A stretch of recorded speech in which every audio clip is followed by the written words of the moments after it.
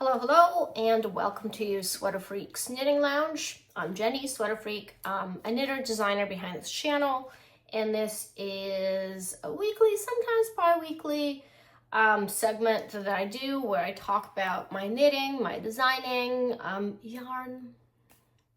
Yarn is a big thing, and yeah. That's pretty much it. This is episode 27.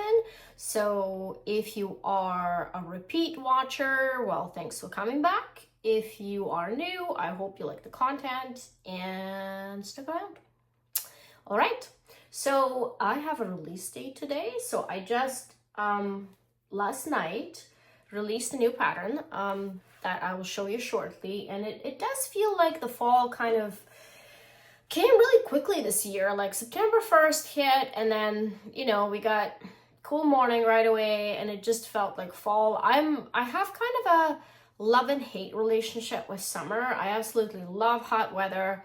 I don't like cold. I just don't like being cold. So, but in the summer, I have a lot of stuff that I have to do in the garden, which obviously takes away my knitting time, which is why I, in some ways, welcome fall. I love fall in some ways. I love crisp, sunny fall days. I don't necessarily love the month-long, rain spells we get in the Pacific Northwest. So I'm not a typical knitter that way who just loves cold weather and, can't wait for the fall. No, give me endless summer. Anyway. But it does feel like it's coming, and when the weather cools down, I always kind of have the itch to cast on a lot of things, and I did cast on a lot of small projects. They kind of give me the motivation and a lot of satisfaction when you finish them. And the pattern I released last night, it's one of those patterns, and it sort of ties in with a question I had recently about how I store my knitting. So this is how I store my knitting. These are my two samples. And after I've blocked or steamed them, I just roll them up like this. And that way, they don't need to be restyled. Anyway, so this is Endless Chances Cowl. And my very first sample I made from Clinton Hill Cashmere Bespoke DK, which is a DK weight yarn. And for me, it goes a long way. So it's 125 yards for 50 grams. It's, standard DK weight. And this is a broken rib cowl that's worked on the bias and then seamed. So I have a video on my channel how to seam this, how to have this nice exposed seam. Edge, slipped selvage edge. So this is what it looks like when you're wearing it. And I think that this kind of, I have already a couple of patterns that are this construction. So one of them I did a free knit along, Mr. Knit Along about 6 years ago. It's called No January Blues. And then I also have Dotted Stars Fully Mosaic Cowl, which is also the same construction. So, but this one is, I find lately especially that I'm really drawn to just simple knits that I could throw on and kind of head out the door, and they work with everything. And this is one of these projects that it doesn't, especially if you knit one in a solid color, it won't look like it's going to go out of fashion next year, So, so this one I made with their color called Light Sand, which is a nice kind of beigey, I'm using a light here. If I move the light away a little bit, and it kind of gives you a more truthful representation of this color, and it's kind of like just a nice beigey neutral.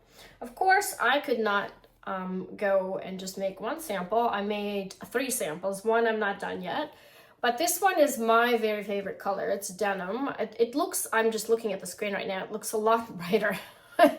in real life, it's sort of like a denim color, and this is an affordable option from Charisma, Drops Design Charisma, color 30, which it's super wash merino, and it's something that any of you can get. It's a very affordable option. And so it looks like this. Again, speaking of the color theory that we talked about a few episodes ago, you can tell how this color is a lot more flattering on me than this color. See, every time I make samples, I always have to point that out. Like, check this out. This is definitely, it's a neutral, but it's a warmish neutral. So, I'm not wearing enough makeup for this kind of neutral.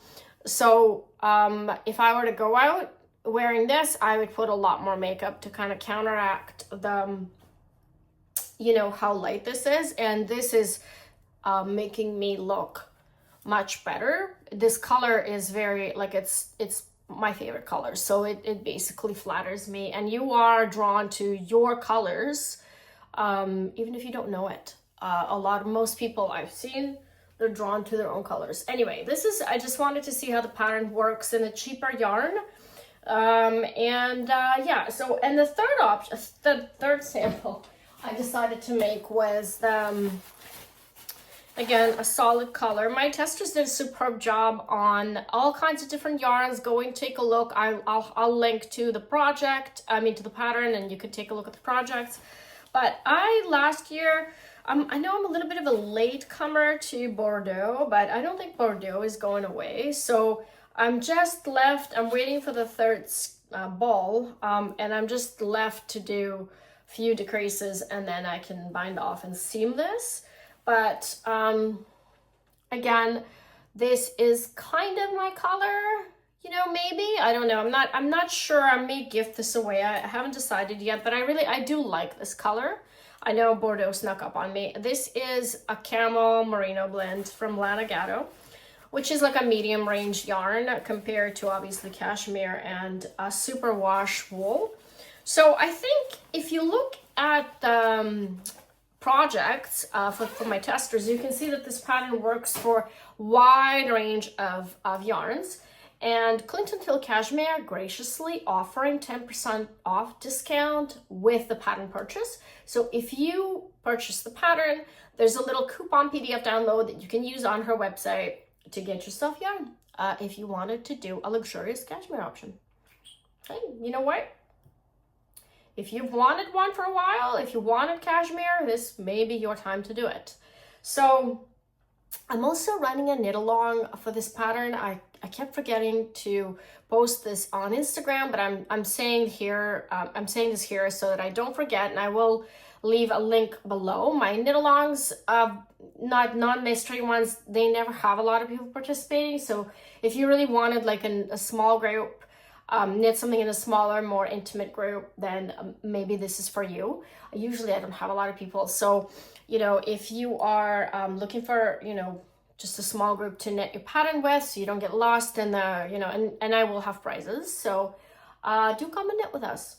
So yeah, I wanted to talk a little bit more about the construction. And this looks, even though this kind of looks simple, I think this could be a really good project for someone who is just starting out with something beyond a garter stitch scarf. There's a lot going on in this pattern. First of all, you're working on the bias. There's 3 parts of the pattern, so shaping is different. Then you are also working slipped edge. And then you are also seaming this. And again, I have a tutorial on my channel how to seam this. So there's a lot of nice finishing touches, how to, that result in this. As far as the bind off goes, I chose just a regular bind off here because a lot of the times I-cord bind off, which is used quite a bit. If you're using, I-cord here, you'll also typically use an I-cord bind off. It takes a lot more yarn, and with cashmere, it's kind of, I don't know. I don't want to waste my cashmere on a bind off. I don't know about you, yeah, so if you wanted a project that's a little bit, has a little bit of like pizzazz to it as far as the finishing goes, I think this would be a great one to go with. And it works well at any color. It's a neutral. I've seen some people work work one up in speckles, and you can also hold your finger in yarn with mohair. So there's lots of different options. So yeah, that's about it for me for the news. And I've been working on, oh, I forgot to bring it up downstairs. It's upstairs. So I will have a new test coming up this week. Probably at the end of the week, I will be posting a test for a shawl, a decay weight shawl. And so if you're not on my testers list and you don't want to miss it, please do sign up to my testers newsletter, which is separate from my regular newsletter, because I don't really want to spam people, you know, with everything. So yeah, that's about it. I didn't buy anything new this week or in the last 2 weeks. I've been really